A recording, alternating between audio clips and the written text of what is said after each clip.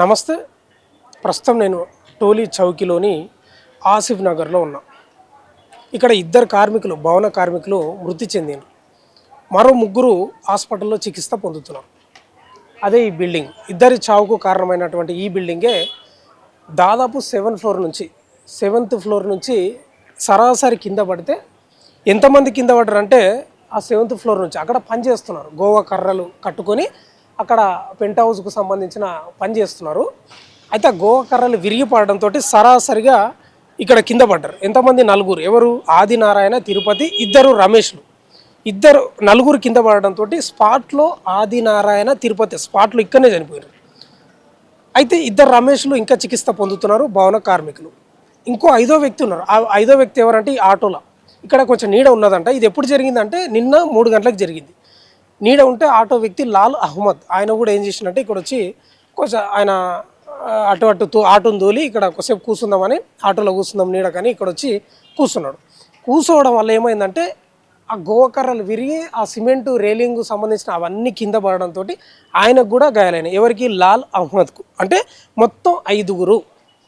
ఆదినారాయణ, తిరుపతి, ఇద్దరు రమేష్లు. వీళ్ళేమో భవన కార్మికులు. లాల్ అహ్మద్ అనే వ్యక్తి ఆటో నడిపే వ్యక్తి. ఇంకోటి బ్రిజా కార్ ఏదో ఉన్నదంట, ఆయన కూడా లైట్గా గాయాలైనాయని చెప్తా ఉన్నారు. మరి ఎందుకు జరిగింది ఇదంటే 100% అక్రమ నిర్మాణం. ఇది ఆసిఫ్ నగర్, టోలీ చౌక్లోని ఆసిఫ్ నగర్లో 305 గజాలు ఉంది. మరి దీనికి ఎంత పర్మిషన్ ఉండాలి తెలుసా? G+2. కానీ మనోడు ఏం చేసిండు? ఈ ల్యాండ్ యజమాని ఉంటాడు కదా సులేమాన్, బిల్డర్ ఏమో నజీర్. వీళ్ళిద్దరి అత్యాశకు ఇద్దరు ప్రాణాలు బలిగొని ముగ్గురు హాస్పిటల్లో చికిత్స పొందుతున్నారు. 305 గజాల్లో G+2 నిర్మించాల్సింది పోయి G+7 నిర్మించింది. G+7 అంటే ఇక్కడ అధికారుల నిర్లక్ష్యం, సులేమాన్ యొక్క అత్యాశ, నజీర్ యొక్క అంటే బిల్డర్ యొక్క నజీర్ అత్యాశ, ఇవన్నీ కలగలిపి ఇద్దరు నిండు ప్రాణాలు కోల్పోయారు. ఆదినారాయణ, తిరుపతి. ఇట్లాంటి ఇది ఒకటే ఉందా అంటే చాలా ఉన్నాయి. ఇది ఒకటే కాదు, చాలా ఉన్నాయి. మనం చూసుకుంటే ఇగో ఈ నిర్మాణం, ఇవన్నీ గోవా కట్టెలు, ఇవన్నీ గోవా కట్టెలు. ఇక్కడ చూడండి, ఆసిఫ్ నగర్లో ఉంది బిల్డింగు. అసలు 300 గజాల G+2 అంతకంటే ఎక్కువ అవసరం ఉండదు. అలాంటిది G+7 కట్టిండంటే ఎంత అత్యాశనో చూడండి. ఇక్కడ పర్మిషన్ ఇచ్చిన వాళ్ళు ఎట్లా ఇచ్చారు? అధికారులు నిద్రపోతున్నారు. అసలు మున్సిపల్ శాఖ ఏడుంది, కార్మిక శాఖ మంత్రి ఏం చేస్తున్నాడు, ఏందో అర్థమైతే లేదు. ఈ పైన చూడరు ఒక్కసారి, ఇవే గోవా కర్రలు, అవి అక్కడ ఉన్నాయి చూడు. ఆ గోవా కర్రలు ఏమైందంటే గోవాలు కట్టుకొని పైన రేలింగ్కు సంబంధించి అంటే టెంట్ హౌస్ అనుకుంటుంది, దానికి సంబంధించి పని చేస్తున్నాయి. అసలు చూస్తే మీకు భయంకరంగా ఉంది. ఒకసారి చూడండి. అసలు నేనే ఇక్కడ నిలబడి చూస్తుంటే తల మొత్తం పైకి లేపిన, తల మొత్తం. ఇదేంది? ఎంత ఉంది? 305 గజాలు, 7 ఫ్లోర్లా. కొంచెం బుద్ధి జ్ఞానం ఉండాలి కదా. బిల్డింగ్ యజమానికి ఉండాలి, బిల్డర్కి ఉండాలి, మున్సిపల్ అధికారులు వీళ్ళు ఏం చేస్తున్నారు? గింత దారుణంగా ఉంటుంది అంటే నాకు అర్థం కాదు. పైనుంచి 4 పడితే 2 స్పాట్లోనే చనిపోయినారు. ఎంత డేంజరు. అవి ఇప్పటికి కూడా కూలే ప్రమాదం ఉంది. అవి చూడండి, ఇప్పటికి కూడా కూలే ప్రమాదం ఉంది. ఒకసారి పైకి చూడండి. ఓకే. అదిగో ఏం మరీ డేంజర్, మామూలు డేంజర్ కాదు. 2 ప్రాణాలు కోల్పోయారు. ఉస్మానియా హాస్పిటల్లో చికిత్స పోస్ట్ మార్టం చేస్తున్నారు. ఆదినారాయణ, తిరుపతికి. మిగతా ముగ్గురికి ఒక హాస్పిటల్లో ట్రీట్మెంట్ జరుగుతూ ఉంది. వాళ్ళ పరిస్థితి కూడా కొంత విషమంగా ఉన్నట్లు చెప్తున్నారు. మరి దారుణం కొట్టొచ్చినట్లు కనిపిస్తూ ఉంది ఈ బిల్డింగ్ యొక్క నిర్లక్ష్యము. మరి ఘోరం, దారుణం. అసలు తలకాయ పైకి లేపాల్సి వస్తుంది. చూడండి, నిండు ప్రాణాలు కోల్పోయారు. ఈ చనిపోయిన వాళ్ళు ఇద్దరు శ్రీకాకుళానికి చెందిన వ్యక్తులు అని తెలుస్తుంది. భవన కార్మికులు వీళ్ళంతా, మేస్త్రి పని చేసుకునేటోళ్ళు. యజమాని యొక్క అత్యాశకు ఎంత బలైపోయింది చూడండి. ఇప్పుడు అధికారులు వచ్చి సీజ్ చేస్తున్నారు బిల్డింగ్. లాగా బ్యానర్ అక్కడ ఉంది చూడు, ఆటో మీద బ్యానర్ ఉందా, ఆ సీజ్ చేస్తున్నారు. అంటే ప్రాణాలు కోల్పోయినాక వీళ్ళకు జ్ఞానోదయం అవుతుంది. సీజ్ చేస్తున్నారు. ఆ ఆటో మీద ఉన్న బ్యానర్ అదే. రెవెన్యూ అధికారులు, మున్సిపల్ అధికారులు వచ్చి సీజ్ చేస్తున్నారంట బిల్డింగ్. ఏం లాభం? 2 చచ్చిపోయినాక నిండు ప్రాణాలు చచ్చిపోయినాయి. ఏం లాభం? ఇది ఒకటే కాదు, హైదరాబాద్లో చాలా ఉన్నాయి. కోకొల్లాలు చెప్పుకుంటూ పోతే 100, 1000 కూడా ఉండొచ్చేమో నాకు తెలిసి. ఈ అక్రమ నిర్మాణం ఎంత ఉందా నాకు అర్థం కాదు. 305 గజాల్లో 7 ఫ్లోర్లా. కొంచెమైనా బుద్ధి ఉండాలి కదా, జ్ఞానం ఉండాలి కదా. ఇంత దారుణమా మరి? ఇప్పుడు అధికారులు మేము సీజ్ చేస్తున్నాం, ఏం చేయనికే సీజ్ చేయనికే? ఏం చేయనికండి, ప్రాణాలు చచ్చిపోయినాకరా. ఒకసారి బాధితులు కూడా ఉన్నారు, ఒకసారి మనం ఇక్కడ వాళ్ళని అడిగి కనుక్కుందాం.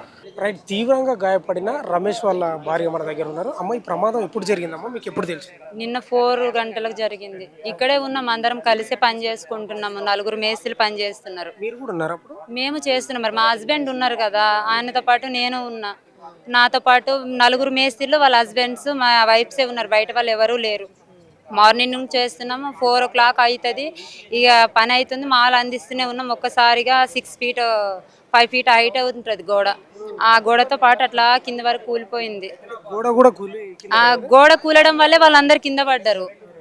4 feet 5 feet ఉంటుంది గోడ. ఏందమ్మా, ఇది భద్రత లేకుండా పనిచేసినట్లు కనిపిస్తుంది. అంటే భద్రత ఏం లేదు, మరి చేసింది మా వాళ్ళే కదా, వీళ్ళే చేస్తున్నారు. ఏమి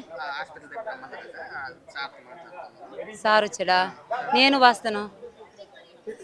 ఇప్పుడు ఎట్లుందమ్మా మీ భర్త కండిషన్? భర్త ప్రాణాలకైతే ఏ ప్రమాదం లేదు అన్నారు. క్రిటికల్, సీరియస్ మాత్రం క్రిటికల్ గానే ఉన్నది. 2 నిమిషాలు, ఒక్కటే నిమిషం. మీకు ఎంతమంది అమ్మా, మీకు ఎంతమంది అమ్మా? 2 పిల్లలు, ఒక పాప ఒక బాబు ఉన్నారు. ఇప్పుడు ఏ హాస్పిటల్లో చికిత్స? ఒలివ్ హాస్పిటల్లో చికిత్స. Okay, right.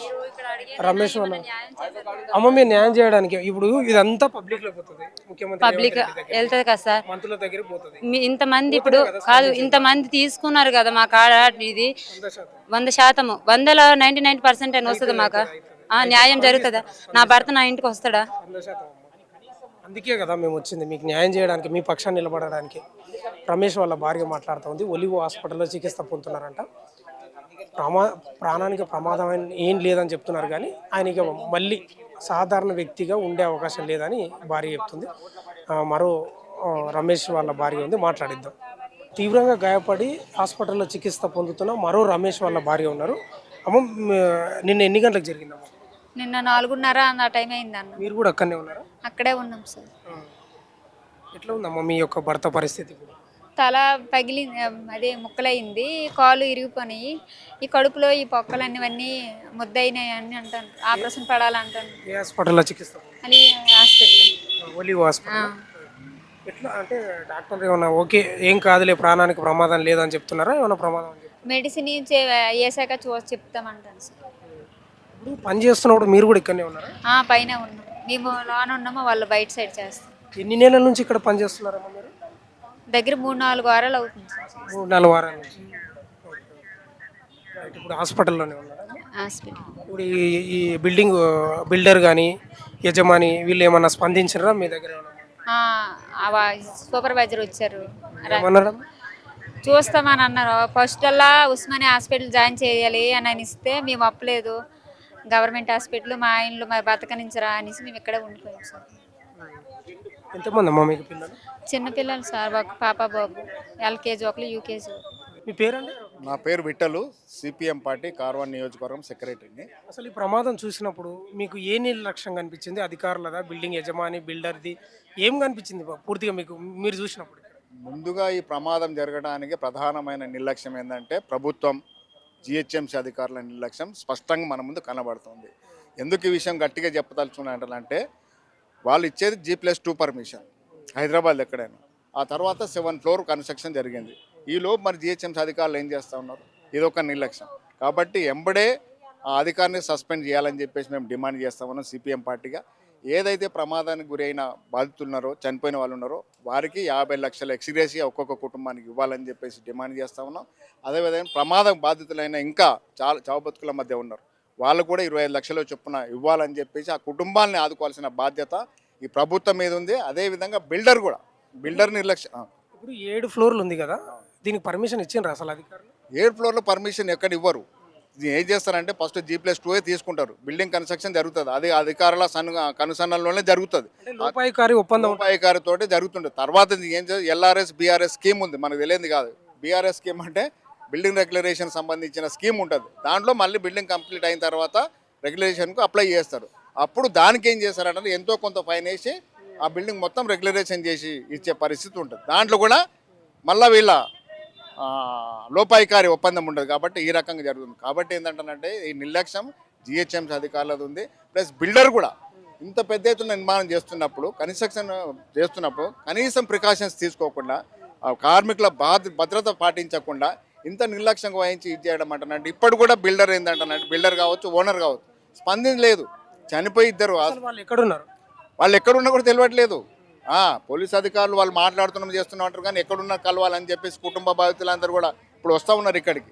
300-400 మంది వాళ్ళందరూ వస్తున్నారు. ఇంకా ఆ శ్రీకాకుళం వాళ్ళంతా వలస వచ్చి శ్రీకాకుళం నుంచి వచ్చి ఇక్కడ బతుకుతున్న వాళ్ళే. వీళ్ళంతా ఇప్పుడు ఇద్దరు చనిపోయినారు, ఇద్దరు గాయపడ్డారు. వీళ్ళదంతా శ్రీకాకుళమే. శ్రీకాకుళం ఒక్కరు ఇద్దరు ఒరిస్సా వాళ్ళు ఉన్నారని అంటున్నారు. పూర్తి వివరాలు కూడా పేపర్లు వచ్చింది, ఒరిస్సా వాళ్ళు కూడా ఉన్నారు అని చెప్పేశాడు. ఇంకొక అతను 6 పడ్డప్పుడు ఆటో డ్రైవర్ పాపం ఇక్కడ తీసుకొచ్చి చూపిస్తున్నాడు. మన ఆటో కనబడుతుంది, ఆటో పెట్టుకుని అట్లా కూర్చున్నాడు పాపం. ఆ కూర్చున్నది కదా దాని మీదకి వెళ్ళి పడ్డారు, ఆ ఆటో మీద పడ్డారు. ఆయన కూడా గాయాల పైలైన పరిస్థితి కనబడుతుంది. కాబట్టి ఎందుకంటే ప్రమాదానికి బాధ్యులైన వారందరికీ ప్రమాదానికి బాధ్యులైన వాళ్ళందరికీ కూడా న్యాయం జరగాలి. జరిగే వరకు మేము పోరాటం చేస్తాం. లేని ఏడలు మాత్రం ఖచ్చితంగా జిహెచ్ఎంసీ అధికారులు మాత్రం తీవ్రమైన చర్య తీసుకోవాలి. ఇట్లా జరుగుతూనే చర్య తీసుకుంటేనే మళ్ళీ భవిష్యత్తులో ఎక్కడ కూడా ఇలాంటి సంఘటన పునరావృతం కాకుండా ప్రభుత్వం చర్యలు తీసుకోవాలని చెప్పేసి డిమాండ్ చేస్తాం. ప్రభుత్వం వాళ్ళకి ఏం సహాయం చేయాలి మీరేమనుకుంటున్నారు? ప్రభుత్వం వెంబడి ఏంటంటే చనిపోయిన కుటుంబాలకు 50 లక్షల చొప్పున ఎక్స్రేస్ ఇవ్వాలి. అది బిల్డర్ తోటి ఇప్పిస్తారా, ప్రభుత్వం ఇస్తుందా, బాధ్యత మాత్రం ప్రభుత్వం అనేది ఖచ్చితంగా అని చెప్పేసి మేము డిమాండ్ చేస్తాము. ఎవరైతే ప్రమాదంలో ఉన్నారో ఇంకా చావు బతుకుల మధ్యలో వారికి 25 లక్షల చొప్పున ఎక్స్రేస్ ఇవ్వాలని చెప్పేసి డిమాండ్ చేస్తాం. నా పేరు మీనా, CI2 హైదరాబాద్ జిల్లా ప్రెసిడెంట్ని. కార్మిక రంగానికి సంబంధించిన హైదరాబాద్ అధ్యక్షురాలిని కూడా నేను. నిన్న అనగా గురువారం రోజు మధ్యాహ్నం 3 గంటలకి టోలీ చౌకీ ప్రాంతంలో భవన కన్స్ట్రక్షన్ వర్క్ అనేది జరుగుతూ ఉంది. ఇక్కడ ఆంధ్ర నుంచి వలస వచ్చిన శ్రీకాకుళం నుంచి బతుకుదేరు కోసం వచ్చిన వలస కార్మికులు 6 ఇక్కడ పనిచేసేటందుకు వచ్చారు.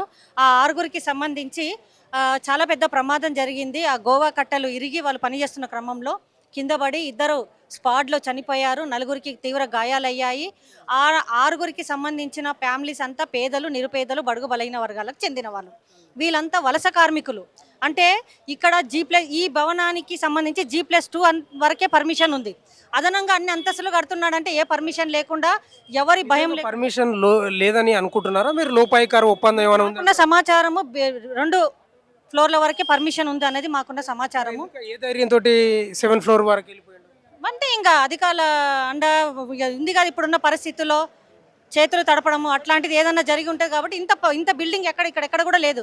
ఇంత బిల్డింగ్ కడుతున్నాడంటే ఎవరో పవర్ చూసుకొని కడుతున్నారు అనేది కూడా చేస్తున్నామని బ్యానర్ తీసుకొచ్చారు. చేయాల్సిందే. ఇట్లాంటి సీల్ చేయకపోతే ఇంకా భవిష్యత్తులో ఎన్ని జరుగుతాయో కూడా చెప్పలేము కదండి. ప్రాణాలు పోయినాక సీజ్ చేస్తే ప్రాణాలు వస్తాయి.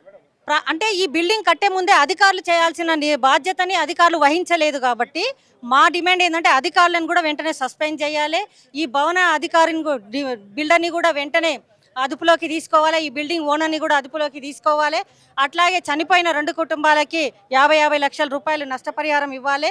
ఇప్పుడు ట్రీట్మెంట్ పొందుతున్న వాళ్ళకి 25 లక్షలు ఇస్తూ వెంటనే వాళ్ళకి ట్రీట్మెంట్ ఖర్చు అయ్యేంత వరకు బాధ్యత వహించాల్సింది వీళ్ళు దగ్గర నుండి చూసుకోవాలి. అట్లాగే GHMC అధికారిని కానివ్వండి, టౌన్ ప్లానర్ అధికారిని వెంటనే సస్పెండ్ చేసి ఈ బిల్డర్ని కానివ్వండి, ఓనర్ని కానివ్వండి వెంటనే అదుపులోకి తీసుకోవాలి. ఈ బాధిత కుటుంబాలకి మేము భవిష్యత్తులో అండగా నిలబడతామని. ల్యాండ్ యజమాని సులేమాన్ గానీ, బిల్డర్ నజీర్ గానీ ఎక్కడున్నారు మేడం? మీకు ఏమైనా ఇప్పటి వరకు అయితే ఇంకా సమాచారం లేదు. వచ్చిన వెంటనే మీకు తెలియజేస్తాం. ఏందండి ఇది మామూలు ప్రమాదం కాదు. 2 కార్మికులు స్పాట్లో చనిపోయారు. 3 ఏమో ఒక ఆటో ఆయనతో కలిపి 3 హాస్పిటల్లో చికిత్స పొందుతున్నారు. అసలు చూస్తే నా బిల్డింగ్ తల పైకి అసలు ఇంకా ఎత్తాలేమో, మరి అంత ఘోరం ఉండదు. ఏం చెప్తారా ప్రమాదం గురించి? చాలా బాధాకరమైనటువంటి సంఘటన. ఎందుకంటే 2 పేద కుటుంబాలకు చెందినటువంటి కార్మికులు అన్యాయంగా చనిపోయారు. వాళ్ళ కుటుంబాలు రోడ్డున పడ్డాయి. అలాగే 4 కార్మికులు చాలా దెబ్బలు తగిలి చావు బతుకుల మధ్య కొట్టుమిట్టాడుతున్నారు. దీనికి పూర్తి బాధ్యత GHMC అధికారులది.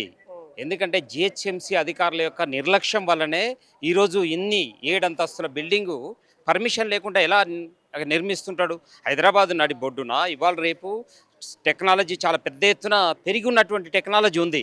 ఎక్కడ అధికారులకు తెలియకుండా 7th ఫ్లోర్ వరకు లేపినరు అనేది నిజమా? నమ్మొచ్చా? అదే నమ్మడానికి లేదు. అదే అధికారులు కుమ్మక్కైపోయారు. లంచాలకి మరిగి పర్మిషన్లు ఇవ్వకుండానే నిర్మాణాలు చేసుకున్న తర్వాత BRS పేరుతోటో లేకుంటే ఇంకేదైనా పేరుతోటి మీరు బిల్డింగ్ రెగ్యులైజేషన్ పేరుతోటి మళ్ళీ తర్వాత మీరు చేసుకోవచ్చు అనేటువంటి పద్ధతులలో ఇలాంటి అక్రమార్కులకి ఇల్లీగల్ కన్స్ట్రక్షన్స్కి పర్మిషన్లు ఇవ్వడం వల్లనే బిల్డింగ్లు ఇట్లా కూలిపోతూ ఉన్నాయి. మొన్న చూసాము అనేక చోట్ల కూలిపోయినాయి కూడా, అనేక చోట్ల ఫైర్ సేఫ్టీ లేక ఇల్లు తగలబడ్డటువంటివి కూడా మనం చూసాం. కాబట్టి హైదరాబాద్లో జిహెచ్ఎంసీ అధికారుల యొక్క నిర్లక్ష్యాన్ని మనం ఖండిస్తూ వాళ్ళని వెంటనే ఇక్కడ బాధ్యులైనటువంటి వాళ్ళని సస్పెండ్ చేయాలని సిపిఎం పార్టీగా డిమాండ్ చేస్తూ ఈ బిల్డింగ్ను పర్మిషన్ తీసుకోకుండా నిర్మాణం చేస్తున్నటువంటి కాంట్రాక్టర్ని అలాగే ఓనర్ సులేమాన్ అవరు నజీర్ని ఇద్దరిని వెంటనే అరెస్టు చేయాలని, అలాగే చనిపోయినటువంటి కుటుంబాలకి 50 లక్షల రూపాయలు ఒక్కొక్కరికి 50 లక్షల చొప్పున ఎక్స్గ్రేస్ ఇవ్వాలని, దెబ్బతాగినటువంటి కుటుంబాలకి 25 లక్షలు ఇచ్చి వాళ్ళ వైద్య ఖర్చులు మొత్తం భరించాలని చెప్పి డిమాండ్ చేస్తూ ఉన్నాం. దానికోసం మేము బాధితుల పక్షాన కూడా కొట్లాడతామని చెప్పేసి తెలియదలుచుకున్నాం. ఇప్పుడు ఇవి ప్రమాదవశాత్తు పడ్డారనేది అనుకోనికి లేనట్లే అనిపిస్తాం. ఈ ప్రభుత్వ హత్యలు అధికారులు చేసిన హత్యలనే భావించాల్సి వస్తుందని చాలామంది ఇక్కడ మాట్లాడుతూ ఉన్నారు. వాస్తవం అది. ఎందుకంటే ఇది ప్రభుత్వం చేసిన హత్య. రెండవది, ప్రభుత్వము ఇక్కడ జరుగుతూ ఉంటే ఇప్పుడు వచ్చి సీజ్ చేస్తామని చెప్పేసి ఇప్పుడు చెప్తా ఉన్నారు. అంటే జరిగిన తర్వాత, ప్రాణాలు పోయిన తర్వాత నువ్వు ఆ బిల్డింగ్ సీజ్ చేయడం వల్ల ఏం ఉపయోగం? అంటే చేతులు కాలిన తర్వాత ఆకులు పట్టుకుంటా ఉంది ప్రభుత్వం. అందుకనే అలా కాదు, మీరు అధికారులు ఉన్నారు, మీరు గల్లీలలో తిరిగే పర్యవేక్షణ చేసేటువంటి అవకాశం ఉంది. ఇప్పుడు సోషల్ మీడియా ఉంది, అనేక టెక్నాలజీ వచ్చింది. కాబట్టి ఎందుకు మీరు ఈ అక్రమ నిర్మాణాలను మీరు సరిగా చూడలేకపోతా ఉన్నారు? ఈ అక్రమ నిర్మాణాలు జరుగుతున్నప్పుడు మీరు బాధ్యత వహించకుండా చనిపోయినటువంటి వాళ్ళని వచ్చిన తర్వాత మేము వచ్చి సీజ్ చేస్తాము లేకుంటే మీ చేస్తాము అని చెప్పడం వల్ల ఉపయోగం ఏం లేదు. అది ప్రాణం పోయిన తర్వాత మీరు చేసేటువంటి వాటి వల్ల ఉపయోగం ఉండదని చెప్పేసి ప్రభుత్వానికి చెప్పదలుచుకున్నాం. మేము ఆ పనిలో ఉన్నాము.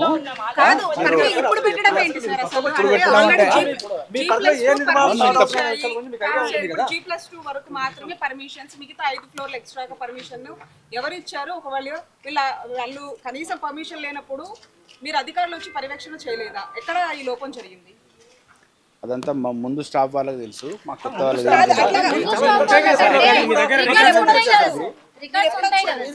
అధికారులు ఆపమని ఆపలేదు. అధికారులు ఆల్రెడీ నోటీసెస్ ఇచ్చి స్పందించండి. మీ పేరు అసలు ఏం జరిగింది అంటే చార్జ్ తీసుకుని ఎన్ని రోజులు అవుతుంది? అసలు మీ పరిధిలో ఉండే కన్స్ట్రక్షన్ మీద మీకు ఎంత వరకు పట్టుంది సార్? ఇది 2 years బ్యాక్ స్టార్ట్ అయింది సార్. పాత వాళ్ళని చెప్పేసి తప్పు వాళ్ళ మీద కట్టేసే ప్రయత్నం చేస్తున్నారు. మీరు అదే చేస్తున్నారు సార్, మీరు అదే చేస్తున్నారు. బిల్డింగ్ అయిపోయి ఎన్ని రోజులు అవుతుంది చూడండి. మీరు అదే చేస్తున్నారు. ఒక మాట అనే మాట వదిలేస్తున్నారు. అసలు మీకున్న సమాచారం గురించి 15 రోజుల లోపు అన్ని బిల్డింగ్ల మీద అవగాహన వస్తుంది. మీకు సమాచారం చెప్పండి.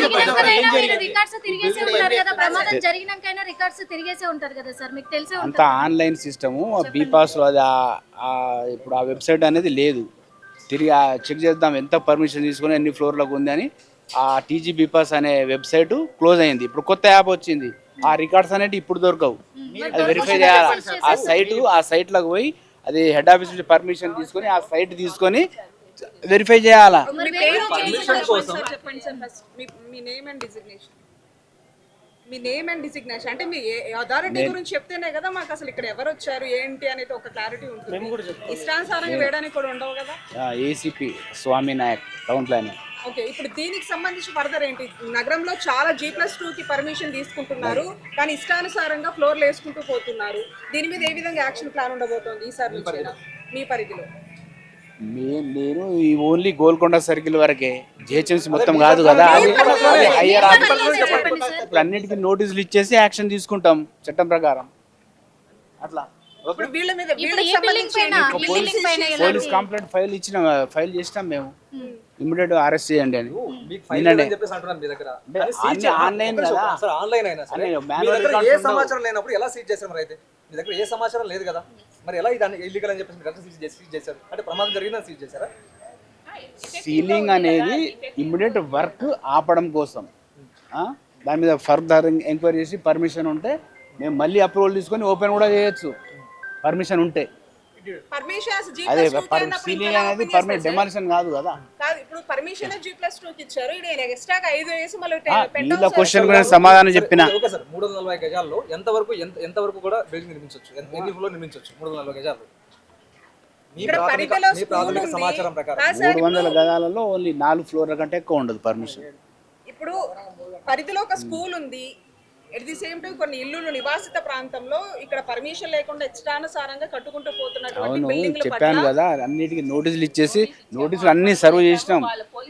యాక్షన్ ఇప్పుడు నోటీసులు ఇస్తున్నారు. నోటీసులు కఠినంగా పరిమితం కూడా అవుతున్నాయి. 2-3 సార్లు నోటీసులు ఇచ్చారండి. నోటీసులు కేవలం నోటీసులకే పరిమితం అవుతున్నాయి. మళ్ళీ పర్యవేక్షణ ఉండకపోవడం వల్లనే మళ్ళీ ఇలాంటి తరహా బిల్డింగ్లు దీనికి ఒక కడుతున్నారు. స్పెషల్ ఎన్ఫోర్స్మెంట్ అనేది ఉంటుంది. వాళ్ళకు ఇంటిమేట్ చేసుకుంటే యాక్షన్ తీసుకున్నట్టు చూస్తాం. స్పెషల్ ఎన్ఫోర్స్మెంట్ వాళ్ళకి బాధ్యత ఉంటుంది. వేరేది STF స్పెషల్ టాస్క్ ఫోర్స్ వాళ్ళకు ఉంటుంది. ఎప్పటికప్పుడు వాళ్ళకు అప్రమత్తం చేసి వాళ్ళు యాక్షన్ తీసుకున్నట్టు ఒక టీమ్ స్పెషల్ ఉంటుంది కదా సార్. స్పెషల్ టాస్క్ ఫోర్స్ తీసుకుంటారు కదా వాళ్ళు. Special task force even special task force అయినా మీ నుంచి కూడా సమాచారం తీసుకుంటారు కదా. అవును సమాచారం ఇప్పుడు మేము అన్నిటికీ నోటీసులు ఇస్తున్నాం కదా, ఆ మేము ఇచ్చిన నోటీసులు అన్నీ వాళ్ళకు ఫార్వర్డ్ చేసి యాక్షన్ తీసుకొని ఫార్వర్డ్ చేసేస్తాం. ఇప్పుడే స్వామినాయక్ టౌన్ ప్లానింగ్ అధికారి మాట్లాడుతూ చాలా నిర్లక్ష్యంగా, అసలు నాకు ఏం తెలియదు, నేను ఛార్జ్ తీసుకునేది ఒక 15 రోజులు అయింది, నేను కూడా చూడలేదు దానికి సంబంధించిన డాటాని నిర్లక్ష్యంగా చెప్తున్నాను. ఇప్పుడు సీజ్ చేశారట. ఇదిగో greater Hyderabad municipal corporation building seized under section 461A of GHMC act 1955. తర్వాత గోల్కొండ సర్కిల్ 32 గోల్కొండ జోన్. ఇప్పుడు చేస్తే వస్తుంది నాకు అర్థం కాదు. ఎంత నిర్లక్ష్యంగా చెప్తున్నాడు తెలుసా. మీరు వినండి, విన్న తర్వాతనే ఎండింగ్కి వస్తారు కదా మీరు. చాలా నిర్లక్ష్యంగా చెప్తున్నాడు సమాధానం.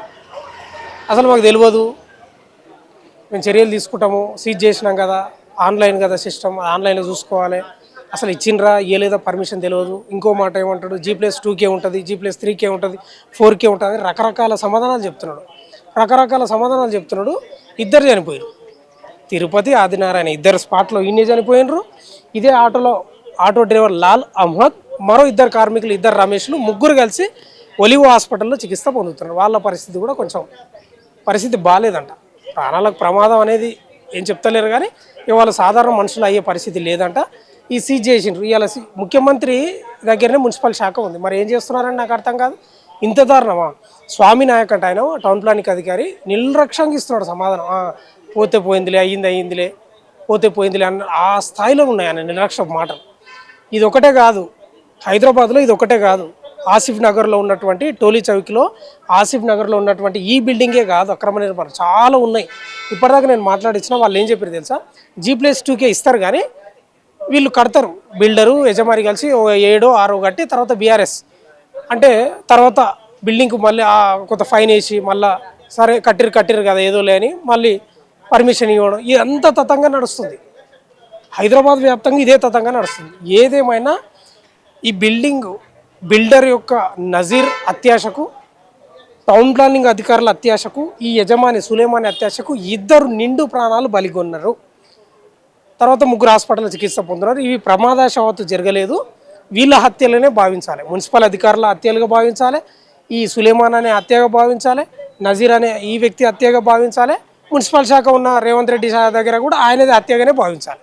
ప్రమాదవశాత్తు అయితే ఏం కాదు. ఇప్పుడు ఏం చేస్తుంది ప్రభుత్వం, 10, 15 పరకనో ఇచ్చి చేతులు దులుపుకుంటారు. ఇలాంటివి ఎన్నో జరుగుతాయి.